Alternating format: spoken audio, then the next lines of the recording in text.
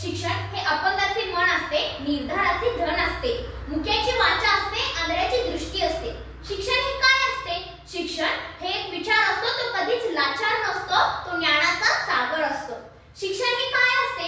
शिक्षण हे एक ज्वलन आहे जळणाऱ्या ज्योतीचे। शिक्षण हे काय असते? शिक्षण हे एक मिलन आहे परमेश्वराच्या प्राप्तीचे। तर मित्रांनो, तुम्हाला माझा या कवितेवरून माझा विषय नक्की समजला असेल।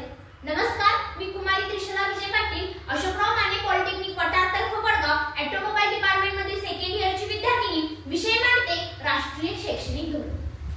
आज आपण आपल्या सर्वांची जीवनाशी निगडीत असा असणारा विषय म्हणजेच आपल्या भविष्याच्या दृष्टिकोनातून महत्त्वाचा असा असणारा विषय म्हणजे राष्ट्रीय शैक्षणिक धोरण। 2020 नंतर राष्ट्रीय शैक्षणिक धोरणामध्ये काय बदल झाला हे आज इथे मी मांडणार आहे। तब्बल 34 वर्षांनंतर म्हणजे 1986 नंतर हे राष्ट्रीय शैक्षणिक धोरणात काय बदल झाला। 1986 चे राष्ट्रीय धोरण हे राजीव गांधी यांनी केले होते, तर 1992 ला नरसिंह राव यांनी त्यात थोडासा बदल केला। त्यानंतर 2020 मध्ये नरेंद्र मोदी यांनी संपूर्ण त्यात बदल करण्याचे ठरवले। याची पार्श्वभूमी आपण जाणून घेतली पाहिजे। हे राष्ट्रीय शैक्षणिक धोरण का बदलले याचं कारण त्यावर त्यांनी असे सांगतात की ह्या राष्ट्रीय शैक्षणिक धोरणामुळे नवीन युगाच्या गरजेनुसार हे राष्ट्रीय शैक्षणिक धोरण विकसित झालेलं गेलं पाहिजे।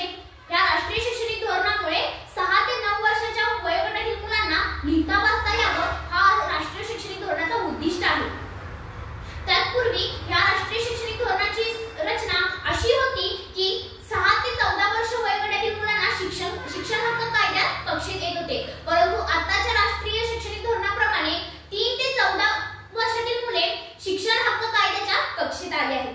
तर 5 मूलभूत म्हणजे फंडामेंटल्स म्हणजे एक म्हणजे नर्सरीला 4 वर्ष, ज्युनियर केजी 5 वर्ष, एसआरकेजी 6 वर्ष, तर इयत्ता पहिली 7 वर्ष अशा बाबींकडे या राष्ट्रीय शैक्षणिक धोरणाने लक्ष वेधले आहे।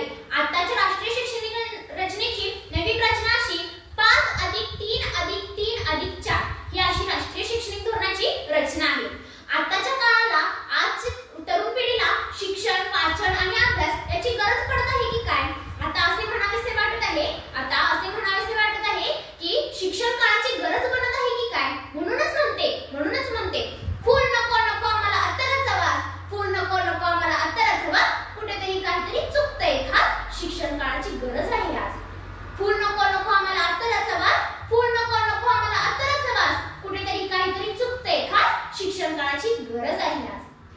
समाजातील प्रत्येक घटकांपर्यंत शासनाने शिक्षणाचा हक्क देण्यापर्यंतचा प्रयत्न केला आहे, परंतु भारतासारख्या विशाल लोकसंख्या आणि विविधतापूर्ण असलेल्या देशात अंमलबजावणी करताना शासनाला अडचण येत आहे। त्यातील समस्या म्हणजे एक की आर्थिक कारणे म्हणजे काय? घरातील वातावरणामुळे, घरातील परिस्थितीमुळे विद्यार्थ्यांना शिक्षण हे अर्धवटच सोडण्यात येत आहे।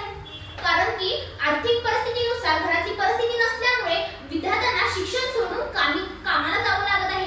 त्यामुळे विद्यार्थ्यांचं शिक्षण अर्धवटच राहत आहे।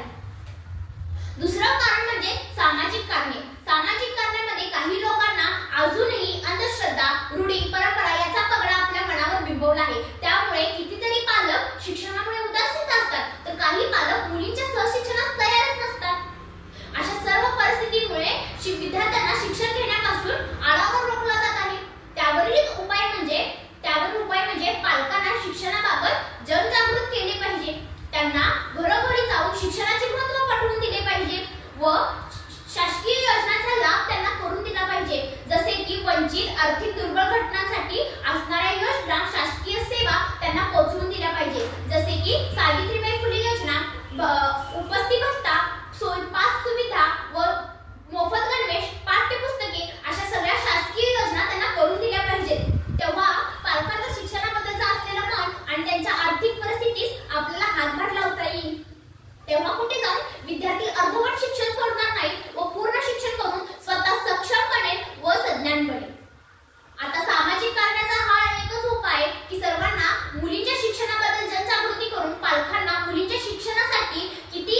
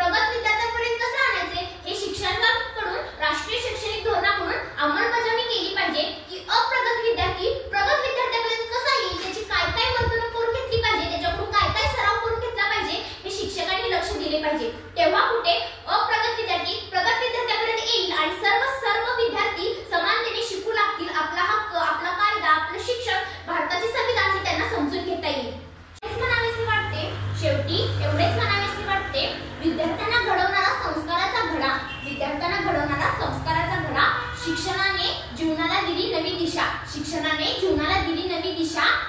अंधारलेल्या वाटेवरती शिक्षणामुळे मिळाली प्रकाशाची आशा. शिक्षणामुळे मिळाली प्रकाशाची आशा. एवढे बोलून मी